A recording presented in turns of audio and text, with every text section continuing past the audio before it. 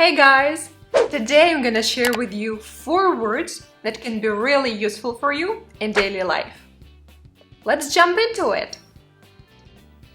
We're gonna work on a web series called The Lizzie Bennet Diaries. And what you need to know about it: it's short, it's sweet, it's American English, and it's a modern adaptation of Pride and Prejudice by Jane Austen. Who am I? I'm a 24-year-old grad student with a mountain of student loans, living at home and preparing for a career. So here we have, who am I? I'm a 24-year-old grad student. Grad student means that she has a bachelor's degree, but she's pursuing further education with a mountain of student loans, which means that she has a lot of them. And student loans? She had to pay for her bachelor's degree, for her college. She got into debt for that. A mountain of student loans. Here's an excellent expression, a mountain of something. Let's check it out. A very large pile or amount of something. So, a mountain of something or mountains of something. Here you can see that this word can also be used in its plural form. I've got mountains of paperwork to deal with. Or her husband went off with another woman and left her with a mountain of debt. So here we have a mountain of student loans, a mountain of debt, which is basically the same thing, and mountains of paperwork to deal with. And, which is the best part, you can actually use it with things like dirty dishes or laundry. I've got piles and piles of dirty dishes in my sink, or I can say that I've got a mountain of dirty dishes in my sink. Yes, it's actually true. The best way of remembering a word is by using it in a sentence. So, answer me this question. What advice would you give to a person with a mountain of debt? Try to use a mountain of in your answer. But it's really annoying when it's all your mom talks about 24/7. Here Lizzie says, but it's really annoying when it's all your mom talks about 24/7.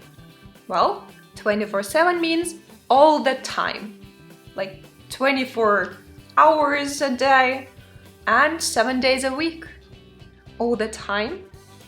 I can read 24/7, or this pharmacy is open 24/7.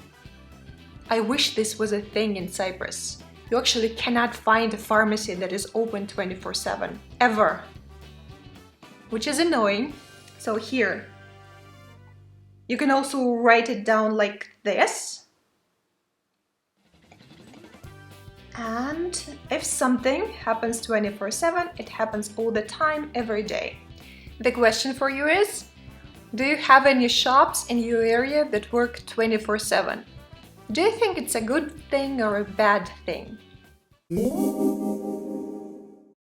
because it's only fair, I'm going to give you the scoop on the rest of my family. Lizzie says, so a few days ago I told you about my mom, and because it's only fair, I'm gonna give you the scoop on the rest of my family. What do you think to give a scoop means? To give the scoop on something. So it's American English, informal, so don't use give somebody the scoop on something in your essay for IELTS, for example. Information about something. You can give the inside scoop on the markets, let's say. What's the scoop? Used to ask for information or news. So what's the scoop? It's kind of the equivalent of what's up, what's going on, how are you? But you're actually asking for information and news. What about using the scoop in your speech, in a sentence? Can you give us the scoop and the situation with the pandemic in your area? You can actually use something like, let me give you the scoop on something.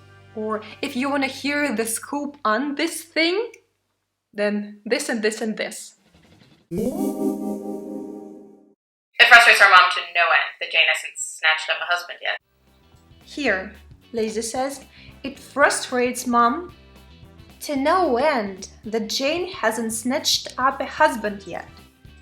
This word is also interesting. To snatch up something. You catch something, you grab something, you snatch up something.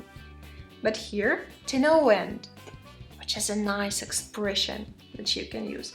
It frustrates me to no end that our neighbors are doing this renovation stuff all day long. So it frustrates me really bad, to no end, big time. It frustrates me to no end that. So here, no end, spoken informal. Again, it's informal. You use it in your daily life, in your daily conversations. Don't try to use no end in your essays or any formal writing. Spoken informal, very much, no end. Your letter cheered me up, no end. And you can see that we can use to no end or just no end. And my question for you is, what frustrates you to no end? I'm really curious to know. Guys, I really hope you enjoyed this lesson. And I'll see you in my next video with some awesome language content.